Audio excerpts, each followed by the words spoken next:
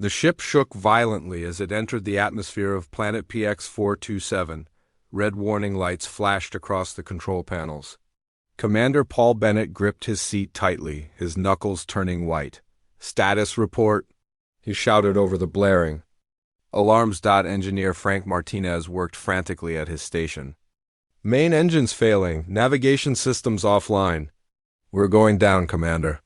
Dr. Olivia Winters checked on their 3 alien passengers. The tall, slender beings with pale blue skin and large, sensitive eyes huddled together, their bodies trembling. They were Viridians, a species known for their advanced technology and peaceful nature. "Hold on, everyone," Paul called out as the ship plummeted toward the surface. Lisa Clark, the expedition's botanist, secured her sample cases and braced for impact. The ship crashed through the upper canopy of a dense forest before skidding to a halt in a small clearing. For a moment, everything was silent except for the hissing of broken pipes and the soft patter of rain on the damaged hull. "Is everyone all right?" Paul asked, unbuckling his safety harness. The humans checked themselves for injuries. Thankfully, there were only minor cuts and bruises. The oldest of the Viridians, Elder Zex, approached Paul. "We survived, Commander Bennett. But this is very bad indeed." His English was stilted but clear enough. Frank assessed the damage to their ship. "Communications are down. Life support is running on backup power. We might have 3 days before it fails completely." "Can we fix it?" Paul asked. Frank shook his head. "Most of our systems are fried. Something on this planet is interfering with our technology, like a natural EMP field." Olivia looked at her medical scanner, one of the few devices still partially working. "The air is breathable. Gravity is slightly less than Earth normal. Temperature is comfortable." Paul nodded. "Good. At least we won't suffocate or freeze. What about the distress beacon?" "I can try to repair it," Frank said, "but even if I succeed, rescue could take weeks." "We're far off any established routes?" The youngest Viridian, Nara, moved to the ship's damaged viewport and looked outside. The alien's face showed increasing distress. "The light, it fades." "It fades." Paul checked his watch. "It's just getting late. The sun is setting." Elder Zex grabbed Paul's arm with surprising strength. "You do not understand. Our world has no night, always light. Darkness is ... He struggled to find the words. "Darkness is death to us." The middle-aged Viridian named Kolv explained further. "Our bodies, our minds, they stop working in darkness. We cannot move, cannot think. Complete darkness will kill us in days. Is it a physical reaction or psychological?" Olivia asked, her medical training kicking in. "Both," Elder Zex said. "Our bodies produce certain chemicals only in light. Without them, our nervous systems shut down." The implications hit the humans hard. They were stranded on an unknown planet. With failing technology and 3 aliens who could die when night fell, Lisa approached the viewport. "How long until complete darkness?" Nara, who seemed to have the best grasp of their language, answered, "Your sun sets slowly. We have, perhaps, 3 of your hours before it is too dark for comfort. But the real danger is your long night." "Long night?" Paul asked. Elder Zex nodded gravely. "We studied this world before we agreed to visit. It has a rotation period of approximately 78 of your hours. The night lasts for 36 hours. When that comes, we will die without proper light." Paul looked at his crew. "How long until the long night?" Frank checked his partially functioning tablet. "Based on our planetary surveys before the crash, we have about 3 days until the long night begins." "So we have 3 days to find a solution," Paul said firmly. "Let's salvage what we can from the ship and explore our surroundings. We need to find a way to create sustainable light." They gathered emergency supplies and portable equipment that still worked. The ship's emergency lights were functional but would only last about 10 hours on their current power cells. Not nearly enough to sustain the Viridians through the long night. As the sun continued to set, the Viridians became increasingly agitated. Their movements grew jerky and uncoordinated. Even the dim light of dusk was affecting them. "We need to work fast," Paul decided. Frank, see what you can salvage from the ship's power systems. Olivia, monitor our Viridian friends and learn everything you can about their light requirements. Lisa, you're our botanist. Scout the surrounding area for anything that might help. US create light. Lisa nodded and prepared her sample kit. What about you, Commander? I'll set up a base camp and try to signal for help, however unlikely that might be. As Lisa ventured into the forest, she noticed something strange about some of the plants. Certain mosses seemed to give off a very faint glow in the shadowed areas. It wasn't much, but it gave her an idea. Back at the crash site, the Viridians huddled near the emergency lights. Elder Zex shared stories of their world, a planet that orbited twin suns, never experiencing darkness. Their civilization had evolved without the concept of night until they began space exploration. Our ships always maintain perfect light, Kolv explained. This is first time in many generations any Viridian has experienced true darkness. Olivia recorded everything they said, hoping to find clues that might help their survival. Have your people ever found ways to create light in emergencies? Elder Zex's eyes widened slightly. There are ancient stories. Before technology, before space travel. Stories of the first Viridians who left our world. They found ways to create living light. But these are just old tales now. Living light? Olivia pressed. What does that mean? Life that creates light, Elder Zex struggled to explain. Not fire, not electricity, something else? The stories are not clear. Meanwhile, Lisa had collected samples of the glowing moss and other plants.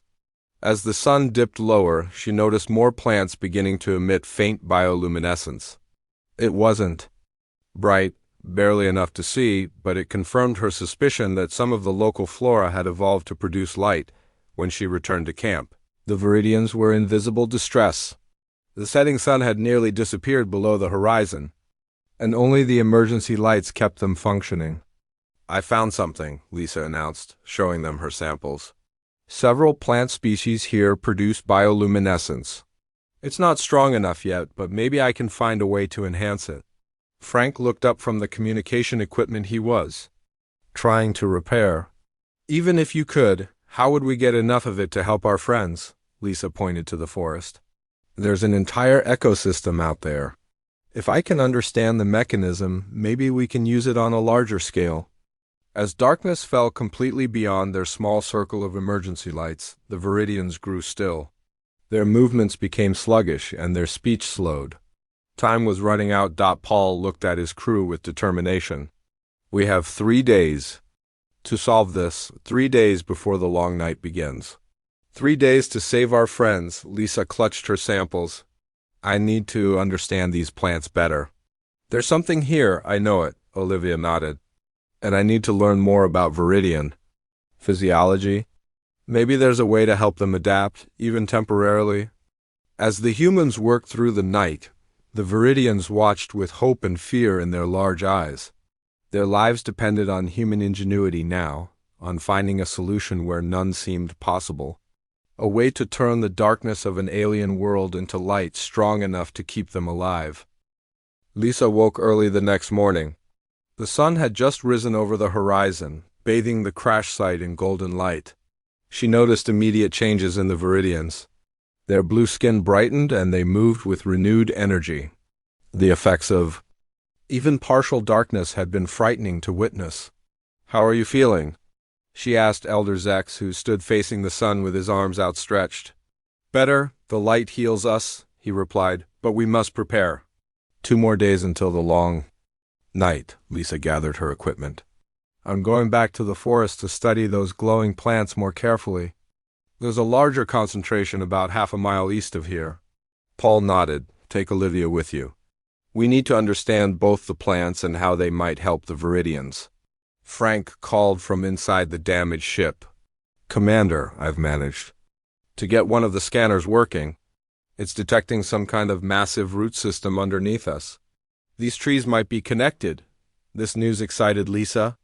If they're connected, they might share resources. That could be why some produce more bioluminescence than others. Olivia packed her medical kit.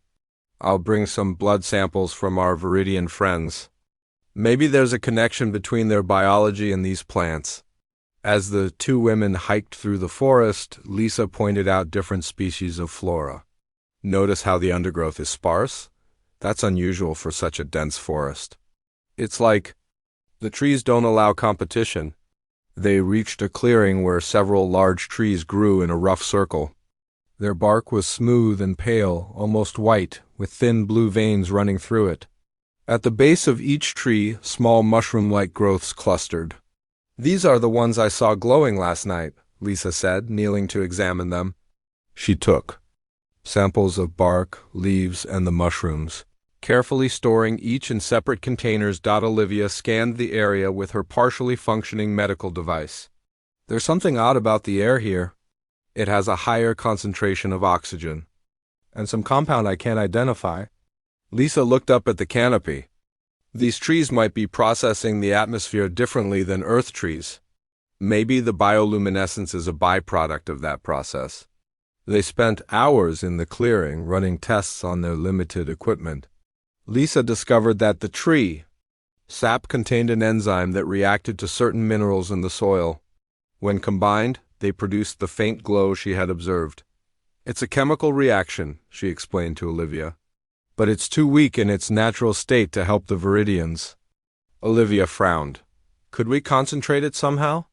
Lisa thought for a moment. "Possibly, but we'd need more equipment than what we salvaged from the ship." As they continued working, Olivia accidentally cut her finger on a piece of bark. A drop of her blood fell onto one of Lisa's samples. To their surprise, the sample began to glow more brightly. "What just happened?" Olivia asked, wrapping her finger. Lisa stared at the glowing sample. "Your blood.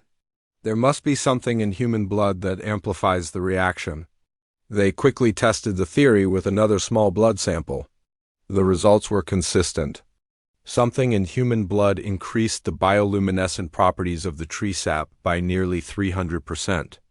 "This could be it," Lisa said excitedly. "But we can't exactly drain ourselves of blood to save the Viridians." Olivia thought for a moment. "What about sweat?" "It contains many of the same minerals and salts as blood, just in lower concentrations." They hurried back to the crash site with their findings. Paul and Frank had made some progress salvaging parts from the ship, while the Viridians had been helping by sharing their knowledge of the systems. Lisa explained their discovery to the group. "The trees produce a bioluminescent enzyme that reacts with minerals in the soil. When exposed to compounds in human blood or sweat, the reaction is much stronger." Nara, the youngest Viridian, stepped forward. "This is like the old stories, the living light." Elder Zex nodded slowly. "Our ancestors spoke of using the essence of life to create light in the dark places between stars." Paul considered the information. "So we need to harvest this enzyme and combine it with what?" "Our sweat? Essentially, yes," Lisa confirmed. "I need to create a concentrated solution of the enzyme, then find a way to combine it with the minerals and human biological components to maximize the reaction." Frank looked thoughtful. "If we could treat pieces of wood with this mixture, we might be able to create a sort of biological lamp." They spent the rest of the day gathering materials. Frank and Paul harvested wood from the luminescent trees, while Lisa and Olivia collected sap and prepared the enzyme solution. The Viridians, energized by the daylight, helped by sharing their knowledge of light wavelengths and how different colors affected their physiology. "Our eyes perceive light differently than yours," Colv explained. "The blue-green spectrum is most beneficial to our biology." By late afternoon, Lisa had produced a small batch of her enhanced compound. She treated a piece of wood with the mixture and waited. As the sun began to set, the wood started to glow with a soft blue-green light. Elder Zex approached the glowing wood cautiously. His large eyes reflected the gentle light. "It feels good, not as strong as sunlight, but soothing." Olivia monitored his vital signs. "Your body is responding positively. Heart rate and neural activity are stabilizing." It was a promising start, but Lisa knew they needed much more to survive the long night. "We need to scale this up a lot." Frank had been working on reflectors made from salvaged metal parts. These should help amplify whatever light we can produce. Paul organized the group. Lisa and Olivia will continue producing the compound. Frank and I will harvest more wood and build a shelter that maximizes the light. Our Viridian friends can help with the light placement based on what works best for their physiology. As night fell again, they had enough treated wood to create a small lit area inside the ship. The Viridians huddled in this space, still uncomfortable but functional. It was far better than the previous night, but still not enough for the long darkness to come. Lisa stayed up late, refining her formula. She discovered that adding different minerals changed the color and intensity of the light. By carefully adjusting the mixtures, she could create varying wavelengths that the Viridians responded to differently. Some promote alertness, while others seem to have a calming effect, she explained to Paul when he checked on her progress. Good work, he said. But will it be enough? We have just one more day before the long night begins? Lisa looked at her supplies. I'm not sure. The process takes time, and we need a lot more treated wood to last through 36 hours of darkness. In the dim glow of their makeshift biolamps, Paul placed a hand on her shoulder. You've given us a chance, Lisa. That's more than we had yesterday. Outside, the normal night had fully descended. Through the viewport, they could see faint glows in the forest where clusters of bioluminescent plants shone like distant stars. Lisa stared at them thoughtfully. There's something we're missing, she said. Those trees have evolved this ability for a reason. There has to be more to it than what we've discovered so far. As if in answer to her words, one of her treated wood samples suddenly flared brighter. The enhanced enzyme was evolving, adapting to its new environment. Lisa's eyes widened with renewed hope. Paul, I need to go back to that clearing tomorrow. I think the trees might be able to do more than we realized. With just one day remaining before the long night, Lisa felt the weight of 3 alien lives on her shoulders. The answer was out there in the forest. She just had to find it. The third day dawned bright and clear. Lisa was already awake, having spent much of the night observing her glowing wood samples. One piece in particular had maintained a stronger glow than the others. She had noticed tiny root-like structures, forming at its base as if the wood was trying to grow even after being cut. Everyone, gather around, Paul called after breakfast. We need to finalize our plan for the long night. It begins at sunset today. The mood was tense. Despite their progress, they still didn't have enough treated wood to last through 36 hours. Of darkness, the Viridians showed signs of increasing anxiety, their skin paling slightly even in the morning sunlight. Lisa shared her latest observations. The enzyme in the tree sap seems to be evolving. It's responding to our treatment, becoming more efficient. But we still need more time than we have. Frank had been working on a shelter design that would maximize their light sources.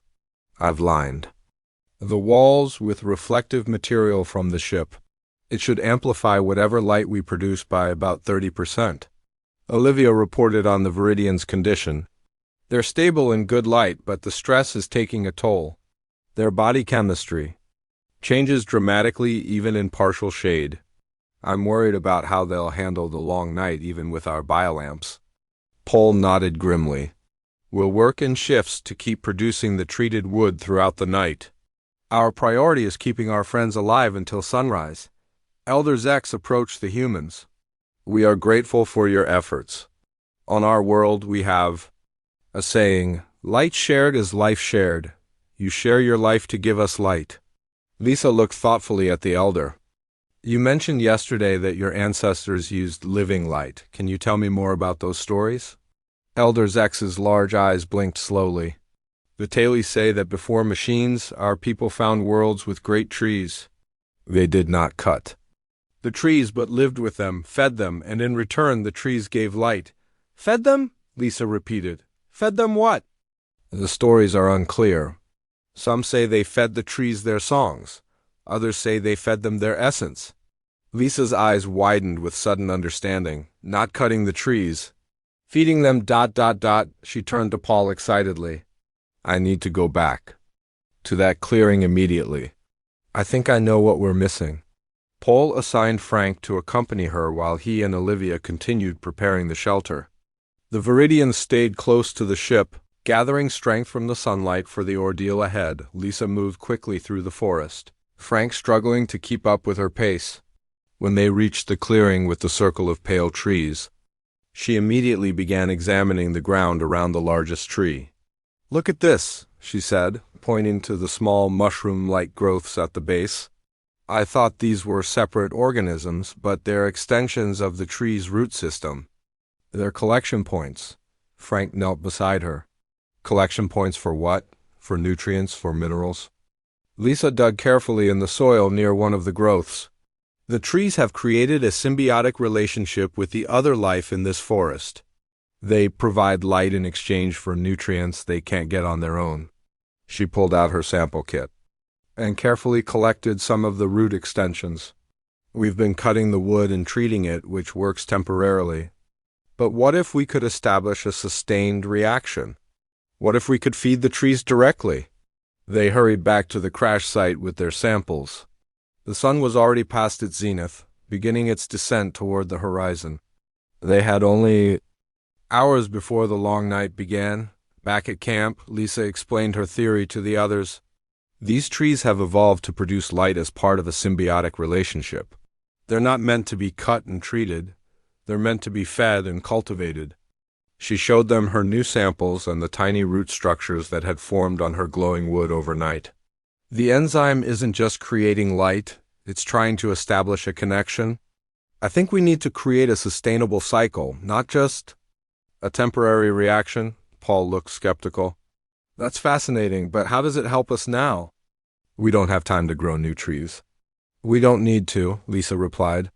"We just need to feed the ones we have and establish a connection to them." She quickly set up an experiment, placing one of her wood samples in a mixture of soil, minerals, and a few drops of human sweat. She added water and waited.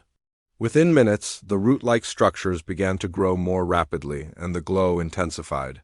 "It's working!" she exclaimed. "The enzyme multiplies when it establishes a connection with the right nutrients. We don't just need to treat the wood. We need to keep feeding it." Frank understood immediately. "So, instead of creating static light sources that will fade, we need to create living ones that can sustain themselves." Lisa nodded excitedly. "Exactly. And I think human sweat contains trace elements that act as catalysts for the reaction. It's not just providing minerals. It's providing a specific biological trigger."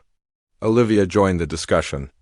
"So, the more we interact with these treated woods, the stronger they'll glow? Our presence actually helps sustain the light?" "That's my theory," Lisa confirmed. "The Viridians' ancestors didn't just find light sources. They became part of the cycle that created and maintained the light."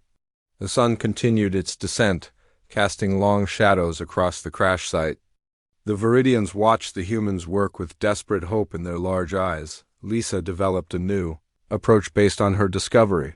Instead of simply treating cut pieces of wood, they created small beds of soil mixed with minerals and human biological components. They placed treated wood with developing root structures in these beds and added water from a nearby stream. The results were remarkable. The wood began to glow much more brightly, and the root structures expanded rapidly, creating networks throughout the nutrient-rich soil. Frank used his engineering skills to design containers that would protect these living light sources while allowing them to continue growing. Paul organized the group to create as many of these sustainable biolamps as possible before sunset. Elder Zex approached one of the completed units. The glow was strong enough that he could stand comfortably near it without showing signs of distress. "This is like the ancient stories, the cycle of light and life." Nara added, "Our ancestors spoke of becoming part of the light. Now we understand." As the sun touched the horizon, the humans had created 12 sustainable biolamps. Frank had arranged them throughout their shelter to provide maximum coverage. "Will it be enough?" Paul asked Lisa as they watched the sun disappear. Lisa looked at their creation. "I think so. As long as we maintain the cycle, keep feeding the enzyme, keep the roots growing, the light should last." It might even get stronger as the symbiotic relationship develops. The sky darkened rapidly after sunset. The Viridians entered the shelter, moving carefully to their designated spaces near the biolamps.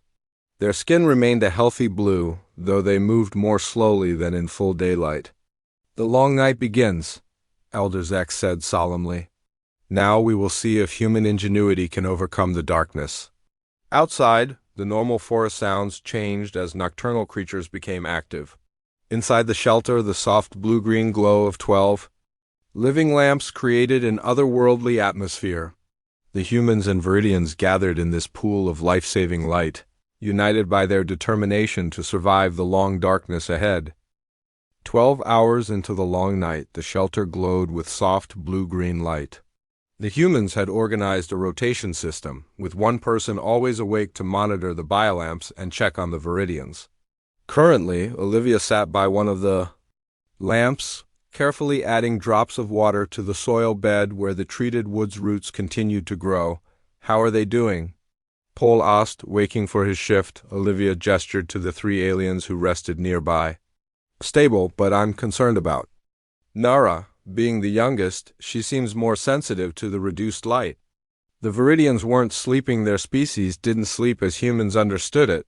Instead, they entered a meditative state, their bodies absorbing whatever light was available. Elder Zex and Kolv remained relatively healthy, their skin maintaining a pale blue color. But Nara's skin had developed a grayish tinge that worried Olivia. Paul examined the biolamps. "These two are dimming slightly. Has Lisa figured out why some last longer than others?" "She thinks it has to do with the specific tree each sample came from. Some trees in the forest are older and produce a more stable enzyme." Olivia stood up and stretched. "She's working on enhancing the dimmer ones now." In the corner of the shelter, Lisa sat cross-legged on the floor, surrounded by sample containers and her makeshift lab equipment. She had noticed that the biolamps weren't maintaining consistent brightness. 4 of them had actually increased in intensity over the hours, while 3 had begun to fade, and the rest remained stable. Frank entered the shelter from outside, where he had been checking the ship's systems. "It's pitch black out there. Can't see a thing without a light." He shivered, though the temperature remained comfortable. "Something about this darkness feels ... heavy." Lisa looked up from her work. "I think I'm starting to understand the cycle better. The biolamps that are getting brighter have established the strongest root networks. They're not just living, they're growing." She showed them one of the thriving lamps. The root system had expanded throughout the soil bed, creating an intricate web. "It's like they're reaching out, trying to connect with something." "Each other." "Maybe," Frank suggested. "You said the trees in the forest might all be connected underground." Lisa's eyes widened. "That's it. They're trying to form a network. In the forest, they share resources through their root systems." She turned to Paul. "I need to try something. Can we move the lamps closer together?" They carefully rearranged the biolamps, placing them in a circular pattern similar to how the trees had grown in the forest clearing. Almost immediately, they noticed the dimmer lamps beginning to stabilize. "It's working," Lisa said excitedly. "They need to be connected to share resources." Their excitement was cut short when Nara suddenly made a distressed sound. The young Viridian was trembling, her skin now distinctly gray.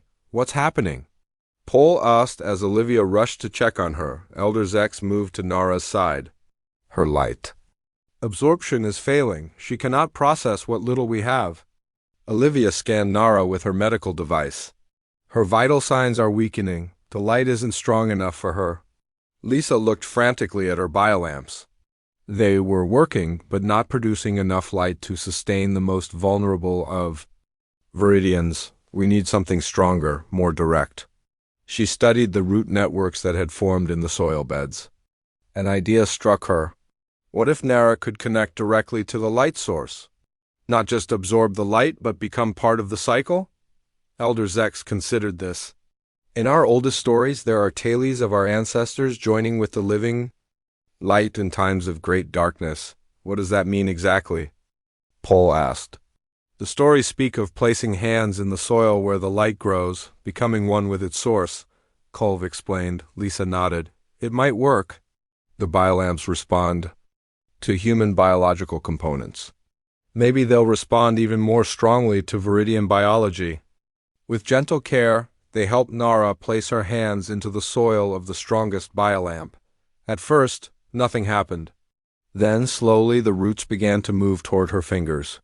Thin, glowing filaments extended from the wood, wrapping delicately. Around Nara's hands, the young Viridian gasped, but not in pain. Her gray skin began to take on the same blue-green glow as the biolamp.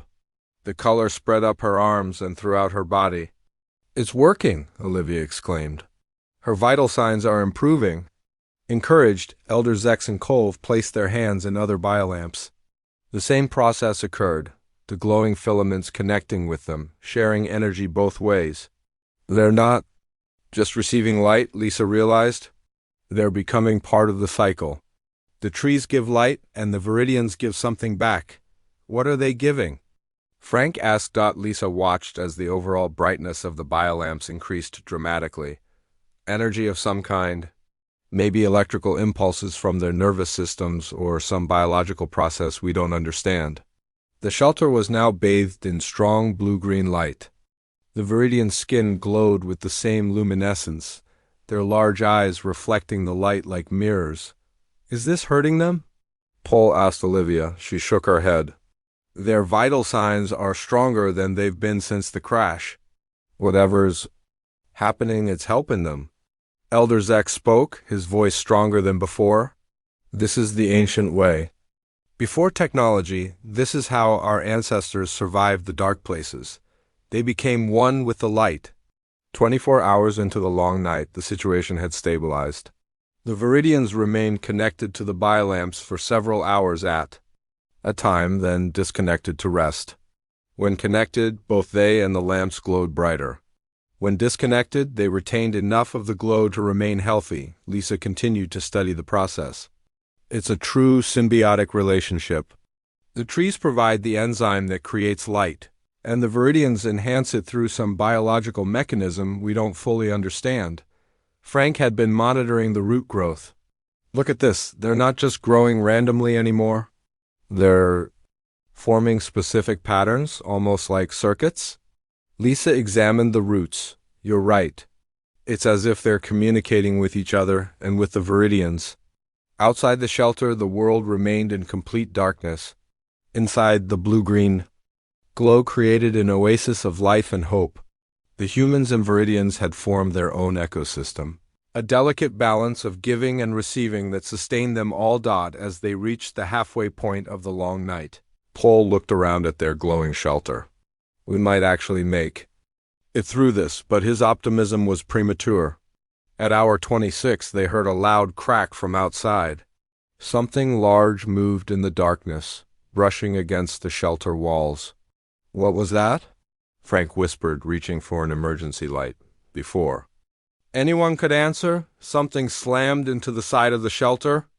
The impact sent one of the biolamps crashing to the floor, breaking the container and scattering the glowing soil. "The local wildlife," Paul said grimly. "They've noticed our light." Another impact shook the shelter. Through a small viewport, they could see large shapes moving in the darkness, drawn to their glowing sanctuary like moths to a flame. "The light is attracting them," Lisa realized, "just like it attracts us." The Viridians disconnected from their biolamps, their skins still glowing faintly. Elder Zex looked at the humans with concern. "We have survived half the night, but now we face a new danger." As another creature slammed against the shelter, Paul grabbed an emergency toolkit. "We need to reinforce the walls." "Frank, help me." With 10 hours of darkness still ahead, their sanctuary had become a beacon for unknown creatures. Their solution to one problem had created another, and now they needed to find a way to survive not just the darkness but what lived within it. The shelter shook as another creature slammed against the wall. Frank and Paul worked quickly to reinforce the weakest sections with metal panels salvaged from the ship. Through the small viewport, they caught glimpses of large, dark shapes moving. Outside, the creatures had 6 legs and tough armored skin. They seem drawn to the light, but angry at being unable to reach it. The panels won't hold for much longer, Frank said, securing a loose section. These things are strong. Lisa watched the Viridians, who still glowed faintly after disconnecting from the biolamps. An idea began to form in her mind. The creatures are attracted to our concentrated light source. But what if we could spread the light out, make it less of a target? How would we do that? Olivia asked, helping Nara move away from the wall where the creatures were pushing hardest. Lisa looked at the broken biolamp on the floor. Its soil and roots had scattered, but each piece still glowed. The living light can spread. It doesn't have to stay contained in our lamps. Elder Zex approached her. What are you suggesting, Lisa Clark? The trees in the forest, she said. You told me your ancestors lived with great trees that gave light. What if we could do the same? What if we could transfer our living light to the trees outside? Paul shook his head. It's pitch black out there and filled with those creatures. We'd never make it to the forest. We might not need to go all the way to the forest, Lisa replied. There are 2 smaller trees just outside the clearing where we crashed. If we could inoculate them with our enhanced enzyme mixture and establish the connection ... double quotes, Frank understood immediately. The light would spread through their root systems to the other trees. The forest itself would light up. It's too dangerous. Paul argued as another creature slammed into the shelter, creating a dent in the metal wall. Elder Zex's body glowed a little brighter. I will help. The connection between us and the living light is strong. Perhaps it will protect us. Kolv stepped forward. I will help as well, Lisa nodded. We'll need to prepare a concentrated mixture of the enzyme. And we'll need a way to get to those trees safely. They worked quickly. Lisa prepared the most potent mixture she could, combining the enzyme from their strongest biolamps with mineral-rich soil and samples from the Viridians themselves, who willingly provided small amounts of their biological material. Frank created 2 makeshift torches using their emergency lights, while Paul gathered tools they would need to introduce the mixture into the tree's root systems. The plan is simple, Lisa explained. We move fast to the nearest tree. Paul and I will inject the mixture into the root system while Frank and Elder Zex keep watch. Then we do the same with the second tree. What about the rest of us? Olivia asked. Stay here with Nara and Kolv. Keep the remaining biolamps going. If this works, we'll be back soon. If not, Lisa didn't finish the sentence they prepared. To leave, the creatures outside continued to slam against the shelter, which was beginning to buckle in places. They had no choice but to try. Paul opened the door just enough for them to slip out one by one. The darkness outside was absolute, except for their small lights and the faint glow of Elder Zex's skin. They could hear the creatures moving around, their heavy bodies making soft thumping sounds on the ground. They moved quickly toward the first tree, which stood about 30 feet from the shelter. The creatures noticed them immediately. Large shapes turned and began moving in their direction. Hurry! Frank whispered urgently, holding up his light to keep the creatures at bay. Lisa and Paul reached the tree. Paul used a tool to dig quickly at the base while Lisa prepared the mixture. Elder Zex stood nearby, his glowing body seeming to confuse the approaching creatures, who slowed their advance. Ready? Paul said. Creating a small hole that exposed the tree's roots, Lisa carefully poured the mixture onto the exposed root system. For a moment, nothing happened. Then the roots began to absorb the mixture, pulsing slightly as they did so. It's working, she whispered. Now the second tree. They moved to the second tree, which stood about 20 feet away. The creatures had formed a loose circle around them but kept their distance. Seemingly confused by Elder Zex's glow. As they reached the second tree, one of the creatures grew bolder. It charged forward, its 6 legs carrying it rapidly toward them.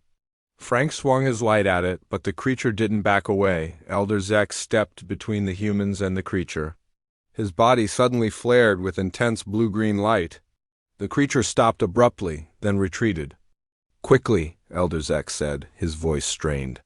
I cannot maintain this brightness for long. Paul and Lisa repeated the process with the second tree, injecting the mixture into its root system. As they finished, Elder Zex's glow began to fade, and the creatures started moving closer again. "Back to the shelter," Paul ordered. "Now." They ran, the creatures following close behind. They made it inside just as one of the large beasts lunged for them. Frank slammed the door shut, and they heard the creature crash against it. "Did it work?" Olivia asked, helping Elder Zex to a resting place. The Viridian looked exhausted, his glow now very faint. "We don't know yet," Lisa replied. "It needs time." For the next hour, the creatures continued their assault on the shelter. The walls were beginning to give way in places. The humans used everything they could find to reinforce them, but it was clear they couldn't hold out much longer. Then, suddenly, the attack stopped. A strange silence fell outside. Frank peered through the viewport. "Something's happening." They all moved to look outside. In the darkness, they could see a faint glow coming from the base of the first tree they had treated. The glow spread slowly, up the trunk, then out along the branches. Soon, the entire tree was glowing with soft blue-green light. The second tree followed, its trunk and branches lighting up like a delicate neon sculpture. The light continued to spread, moving across the ground from the tree's roots toward the distant forest. "The root network," Lisa said in awe. "It's carrying the living light to the other trees." The creatures that had been attacking them now moved away from the shelter, seemingly confused by the spreading light. As more trees began to glow, the creatures retreated further into the darkness. Over the next few hours, they watched in wonder as the light spread throughout the forest. Trees lit up one by one, creating a vast network of glowing trunks and branches. The blue-green light was soft but steadily grew brighter as more trees joined the network. Elder Zex stood at the viewport, his body beginning to glow again in response to the light outside. This is what the ancient stories described: a forest of light created through the bond between different forms of life. By the time they reached the 33rd hour of the long night, the entire visible forest glowed with living light.